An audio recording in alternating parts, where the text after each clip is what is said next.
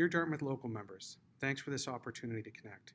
I'm Paul Wozney, President of the Nova Scotia Teachers Union. I'm here to ask you for your continued support on October 27th when NSTU members vote to determine who our president will be until summer 2022. 2 years ago, NSTU members made a big change, voting decisively for leadership based on listening to members, bold action, and strong advocacy for all. This election is your opportunity to evaluate how those commitments have been kept and to support leadership that demonstrates the proven ability to move our union forward in growth and unity. 2 years ago, the NSTU was at a crossroads. Government had just exploited our deep internal division to remove principals from our union. 2 years ago, members doubted the NSTU's ability to advocate for members and public education, whether our union was even up to the challenges we were facing.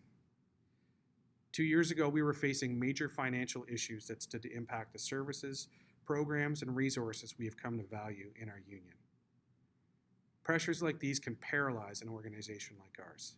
Instead, we've leaned into our challenges together and emerged stronger and more capable. We stood together when it came time to get ready for collective bargaining. We simplified the process of submitting ideas for our asking package, and you responded. The current round of bargaining is based on more than triple the input we received prior to the last round that ended with an illegally imposed contract in 2017. You've made it clear that teachers are the NSTU.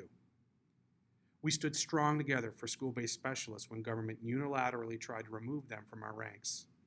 We've used every tool available to ensure these siblings remain full NSTU members and are poised to see the Supreme Court of Nova Scotia uphold Arbitrator Sloan's definitive award and set things right again. Together, we've reclaimed the public's respect as the go-to voice on the realities in our schools.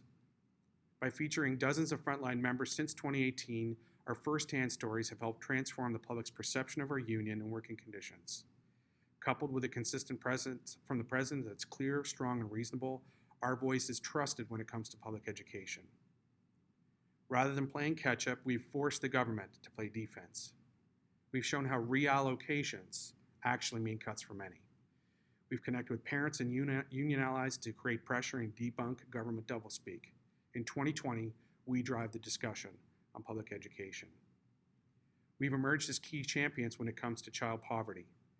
During COVID-19, we've advocated for our communities and neighbors hit hard by job losses by pushing for enhancements to CERB and advocating for paid sick leave. The public view us as allies and neighbors in supporting the things that matter them most. Together, we've moved from a nearly $1 million deficit and cuts to several valued programs, after losing nearly 2,000 members in 2018, to a balanced budget that safeguards our reserve fund and while restoring programs that matter. At a time where many organizations have been silent on systemic racism, together we've acknowledged that it's a major issue in our schools and profession.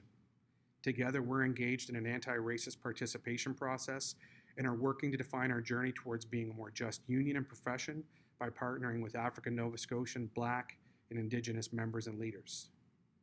Together, we've broken the crippling cycle of internal division. We make decisions in plain view of members. We use closed session only for the purpose it was intended, and we communicate consistently about important processes and choices so members have every reason to trust their leaders. 2 years ago, many wondered if we could find our way out of tough times. That isn't a lot of time to work on challenges like these, but what we've been able to achieve together during that period is remarkable. We're no longer an organization teetering on the brink. We're a powerhouse voice, a force government must contend with, and a leader on important social justice issues.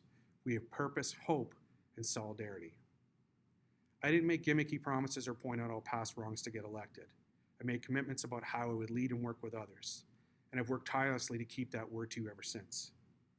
I believe the last 2 years show that I'm a leader you can trust to move our union forward and fight strategically and passionately for the things that matter to us all.